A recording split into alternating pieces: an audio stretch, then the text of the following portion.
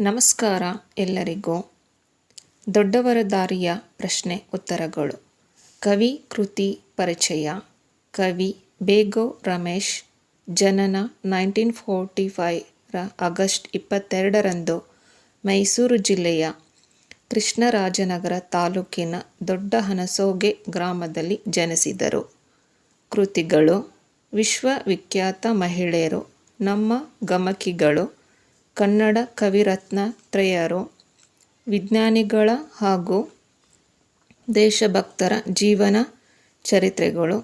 ಇವರ ಗಮನಾರ್ಹ ಕೃತಿಗಳು: ವಚನ ಸಂಕಲ, ವಚನ ಸಾಹಿತ್ಯ ಅಕಾಡೆಮಿ ಪ್ರಶಸ್ತಿ, ಸರ್ ಎಂ ವಿ ನವರತ್ನ ಪ್ರಶಸ್ತಿ, ಡೆಪ್ಯೂಟಿ ಚನ್ನಬಸಪ್ಪ ರಾಜ ಪ್ರಶಸ್ತಿ.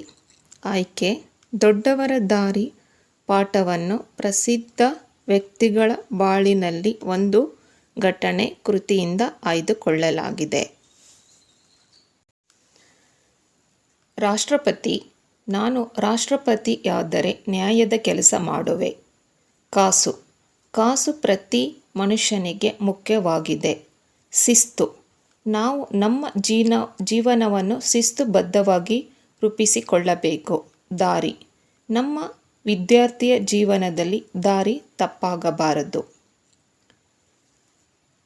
ಪ್ರಶ್ನೆ ಉತ್ತರಗಳು.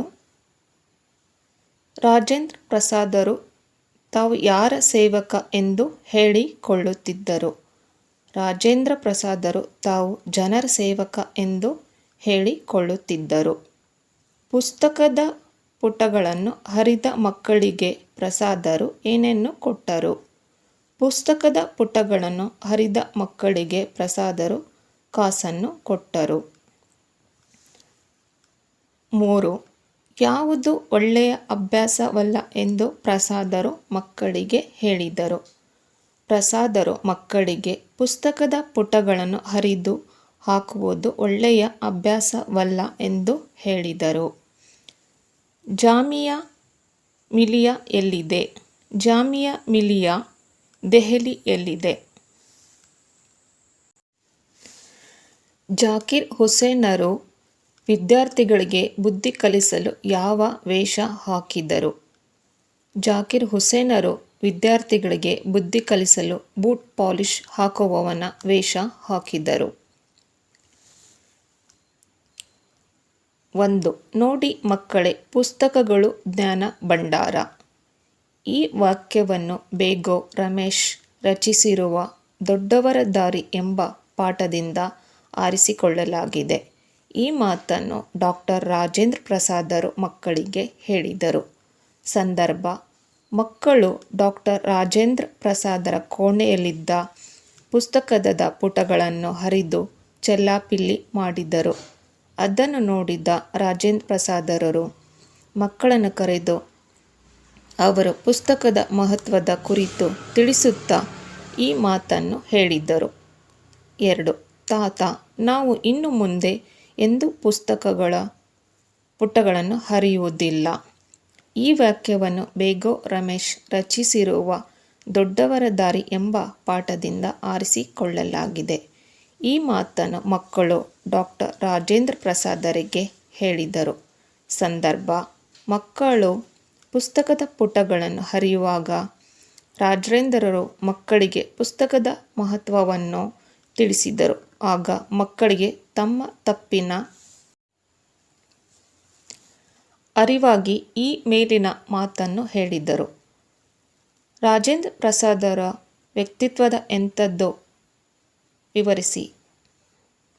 ರಾಜೇಂದ್ರ ಪ್ರಸಾದರು ಭಾರತದ ರಾಷ್ಟ್ರಪತಿಗಳಾಗಿದ್ದರೂ ಸಹ ಸರಳ ಜೀವನ ನಡೆಸಿದರು. ಅವರು ಕೋಪವನ್ನು ಹತ್ತಿಕ್ಕಬಲ್ಲವರಾಗಿದ್ದರು.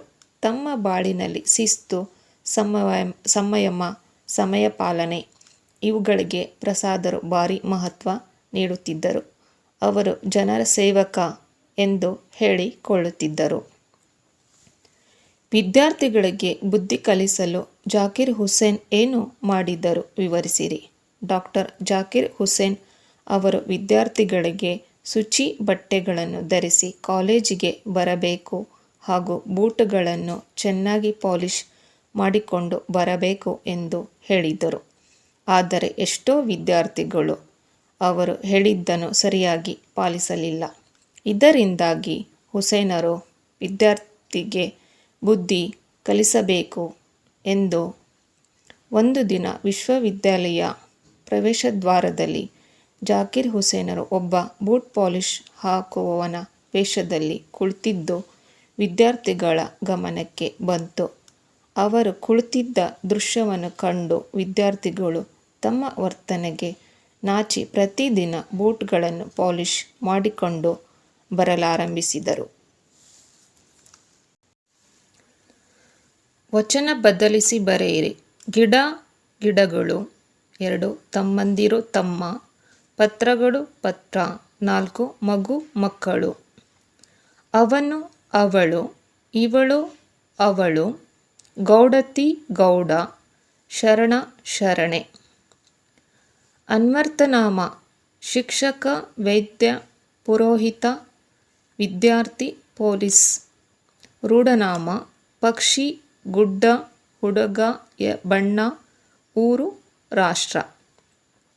ಅಂಕಿತನಾಮ ರಾಮ, ಗಿಳಿ, ಭಾರತ, ಬೇವಿನ ಮರ, ಸಿಹಿ ನೀರು. ಅಭ್ಯಾಸಗಳು: ಆವರಣದಲ್ಲಿ ಕೊಟ್ಟಿರುವ ಪದಗಳಲ್ಲಿ ಸೂಕ್ತವಾದುದನ್ನು ಆರಿಸಿ ಬಿಟ್ಟ ಸ್ಥಳ ಭರ್ತಿ ಮಾಡಿರಿ.